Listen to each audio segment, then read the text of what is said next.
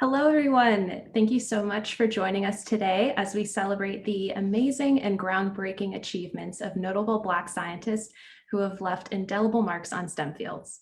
My name is Caitlin Zurcher, and I'm the Senior Manager of Marketing, Public Relations, and Social Media at Carnegie Science Center. Today, I'm very honored to introduce to you today's speaker, Afua Bruce. Afua is the Chief Program Officer at DataKind, a global nonprofit that harnesses the power of data science and AI in the service of humanity.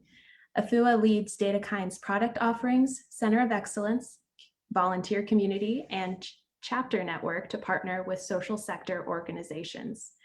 Previously, she spent several years leading science and technology strategy and program management in the federal government as the executive director of the White House's National Science and Technology Council and in a variety of positions at the FBI.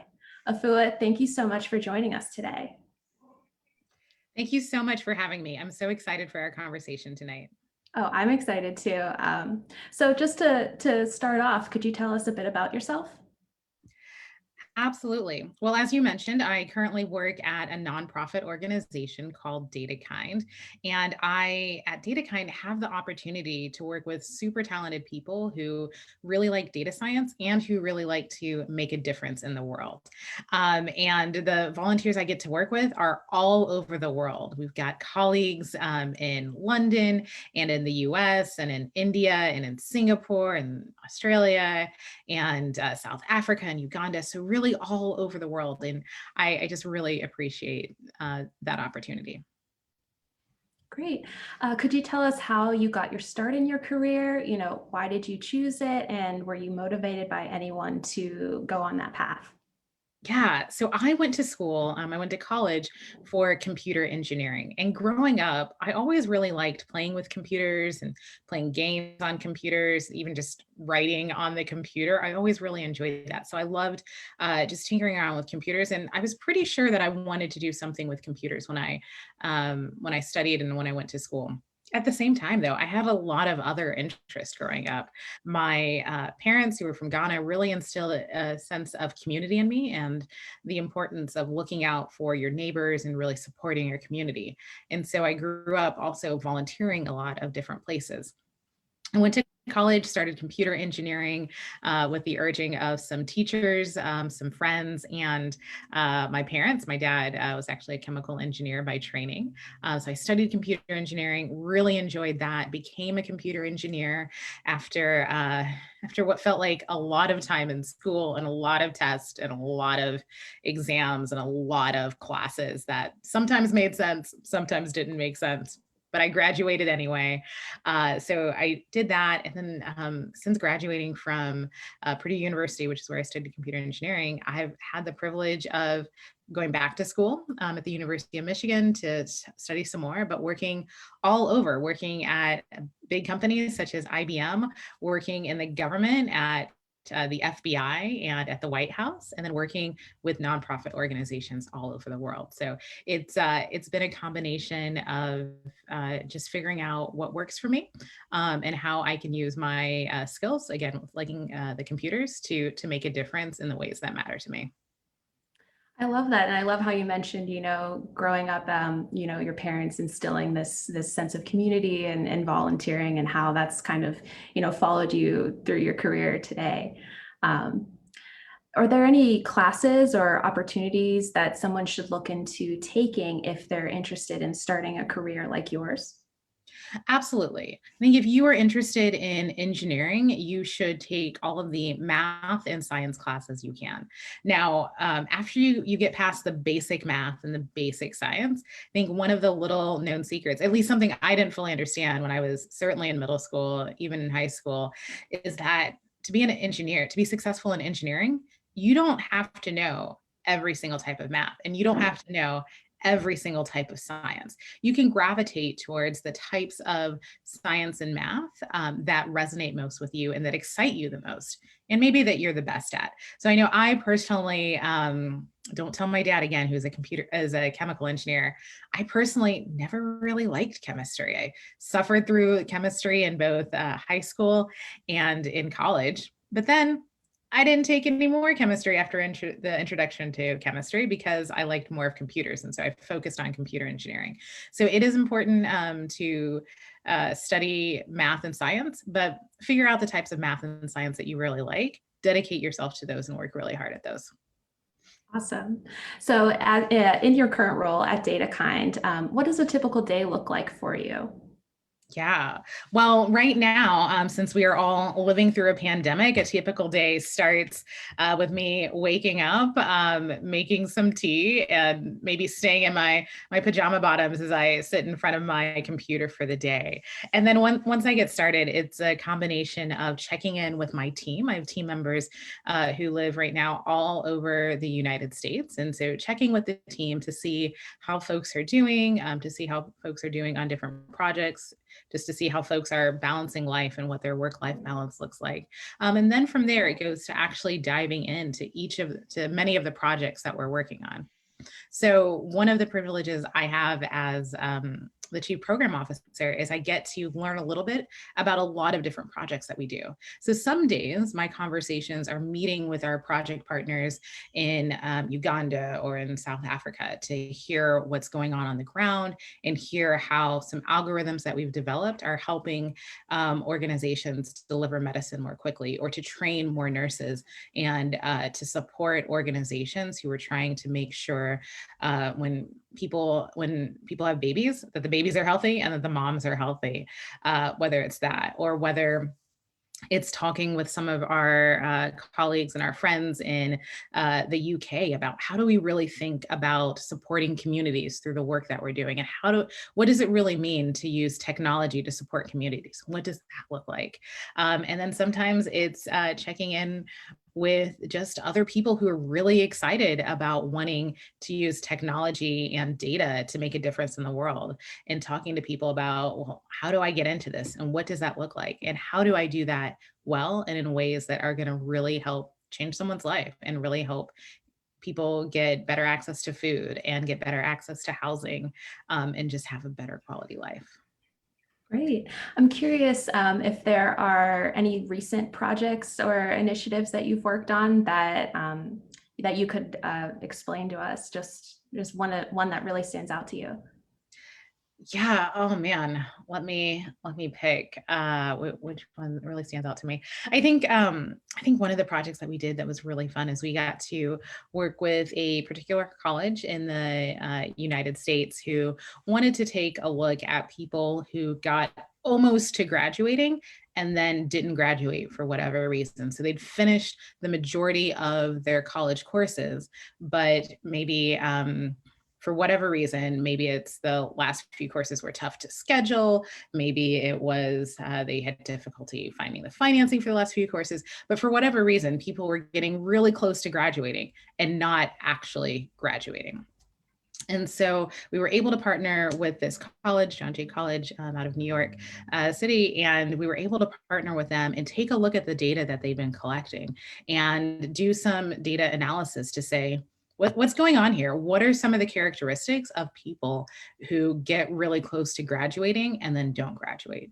And then after we were able to find some of those insights, we were then able to go go to the college office that we'd partner with, the office that reached out to us and said, here are our findings. Here are some of the triggers and profiles of what people who get really close to graduating but don't graduate look like.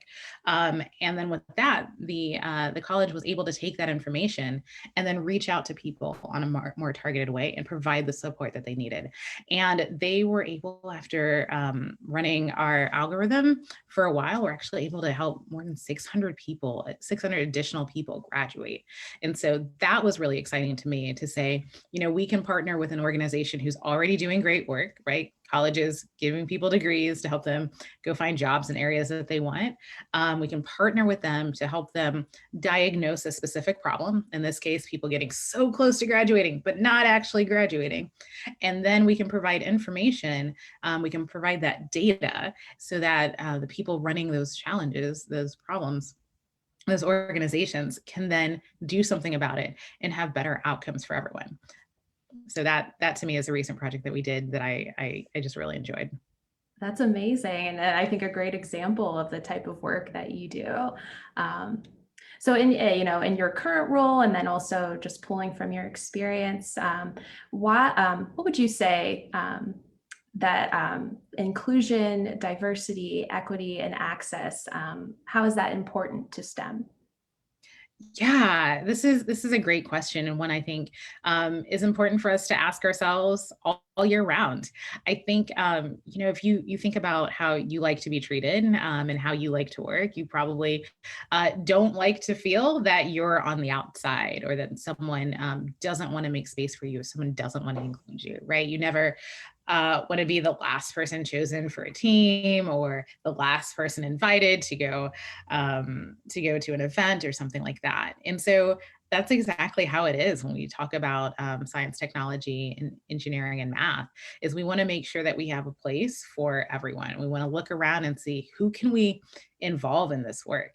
And why that's really exciting to me, it's because when we involve a lot of different people, we get really cool things, right? That's how we then think of things like, what if we could make robots dance? Or what if we could use technology and algorithms to identify what animals might become endangered species? What if we could figure that out early so they don't even become endangered species? Or what if we could then use different perspectives and figure out how do we maybe develop some new type of clothing that will flow on our bodies and look, that'll feel a little bit smoother or feel differently and look differently and get us all really excited. And so that to me is why, thinking about diversity and inclusion matters, is because that's how you get the fun stuff when you've got people coming at it from different angles and different walks of life. That's where you can really invent the coolest technologies. Awesome. I love that answer. Um, if someone were interested in your type of career, do you have any advice that you would give to them? Yeah, let's start with the advice that you would give to that individual who is interested in your career. Absolutely. So if people are interested in using data to help communities and to strengthen communities and to really make a difference, I would say a couple of things. First, do a lot of listening. Listen to what people actually need, not what you think they need, not what, a friend or even a teacher told you someone needs. But before you go developing something, talk to people who are going to use it, see what they actually need. So that's the first thing. The second is figure out where your strengths are. If your strength is in coding, work really hard at being a good coder and then be able to do that well.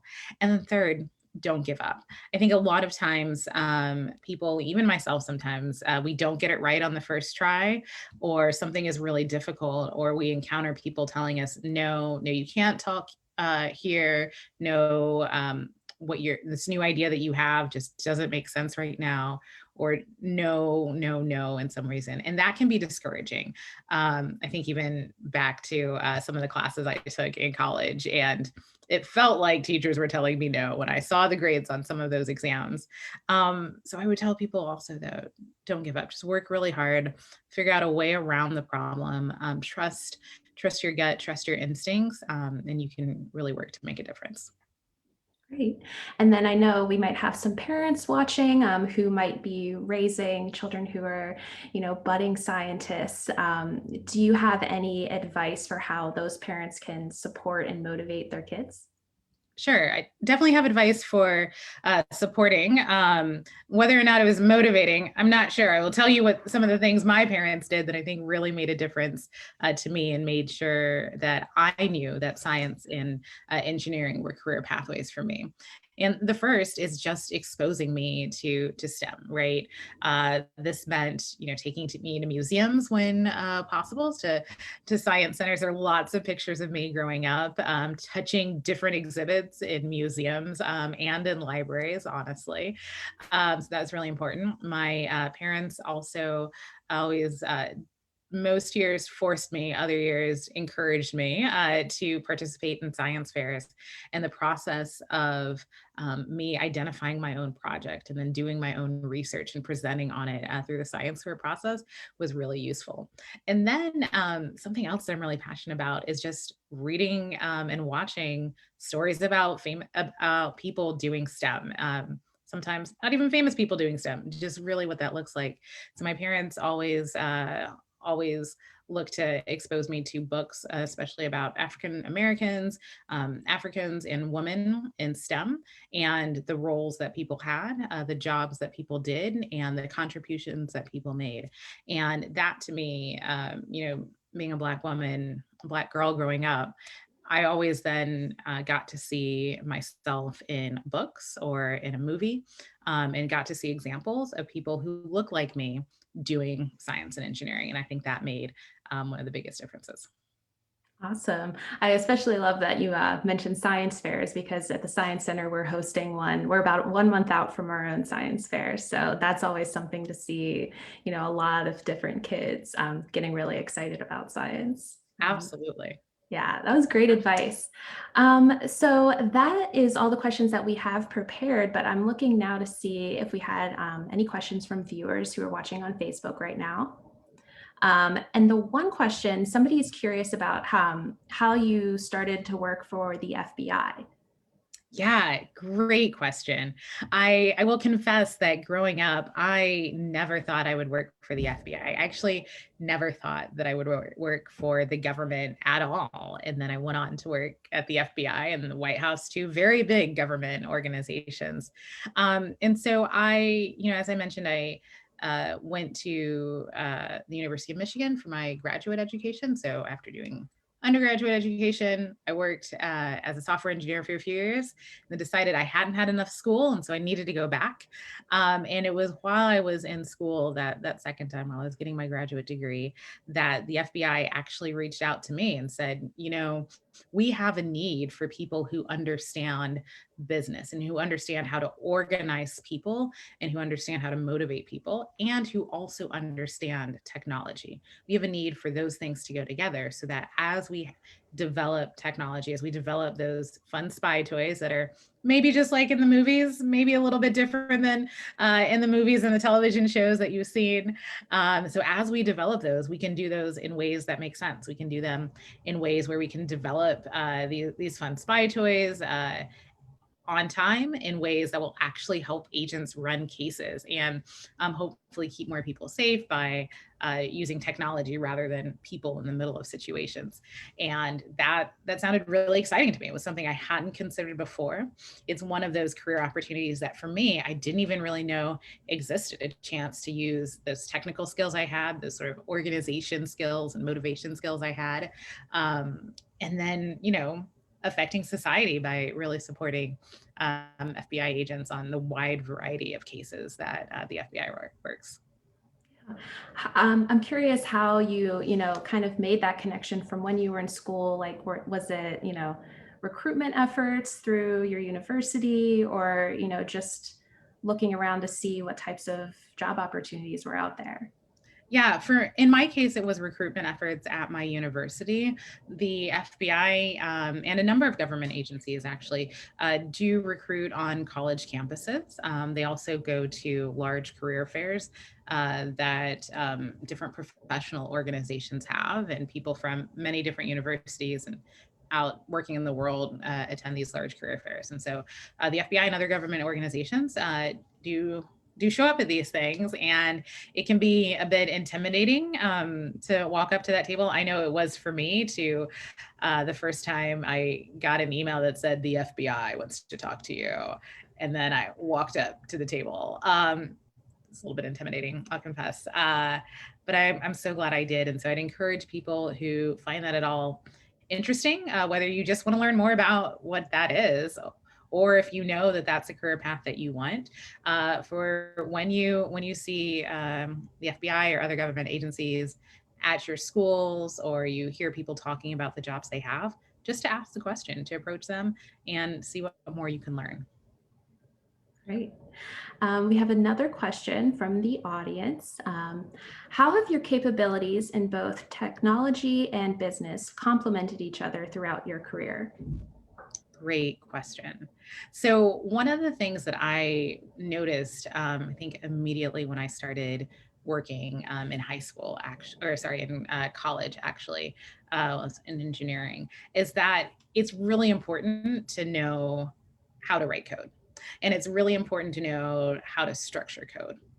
It is also really important to know how to get feedback from people who are actually going to buy the things that you write, or actually going to use the things that you write, you create.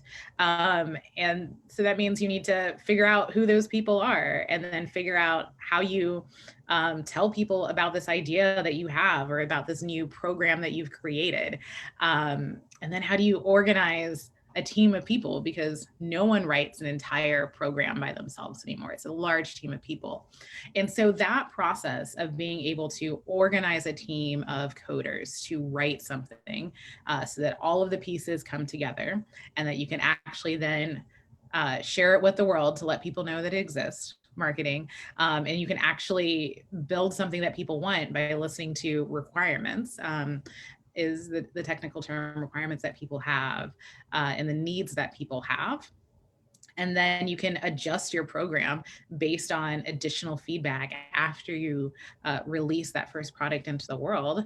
That whole process can really be complemented by or driven by people who have good business skills. And so for me, understanding both the technical side, and that more technical coding side, as well as the business processes, helped me to really be at the center and be able to go back and forth between different worlds, and help people who may only understand the business understand some of the nuances, or the trade-offs, and just the details of, like, here's why we had to do something from the coding side, or here's why it's going to take longer than you may want, and vice versa. Here's why we need to package some code a particular way, because this is what some of the users want.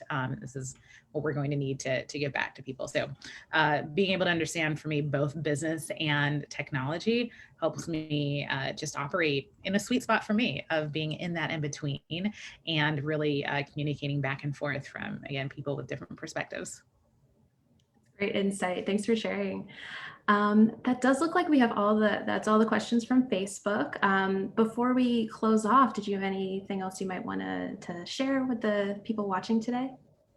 I would just encourage people to figure out what matters for you in this moment. I think sometimes some advice is given of, like, find your passion, and I think that's really important. Your passion really will make the difference in your success story. But it's also important to remember that your passion can change from time to time, or you can have multiple passions, and that's okay too. And so when we talk about finding something that's really going to fuel you, focus on what's really fueling you in this moment, and what you can do today to make a difference. Don't necessarily try and think about what you have to do in the future, or what people are expecting of you, or what the perfect plan is for your life, but really focus on, what difference can I make today? What is really driving me today? And if you follow that, and you really connect with what matters to you and what you're passionate about today in this moment, combined with the skills that you're developing. Again, I like engineering, so maybe those are math and science skills. But combined with those, you will be able to make that difference. You will be able to be successful, and you will be able to just really have an impact in the world that will, at the end of the day, hopefully help you to sit down and smile. That is awesome, awesome advice. Very inspiring. Afua Bruce, I want to thank you so much for joining us today. Thank you for sharing your experience and all your advice. I think it was an amazing conversation. Great. Thank you so much for having me. Thank you. And to those of you watching, as we continue our Black History Month celebration, please check out our website at carnegiesciencecenter.org to learn more about our on-site and virtual events. We'll be posting more information in the comments. Thanks again, everyone, and have a great night.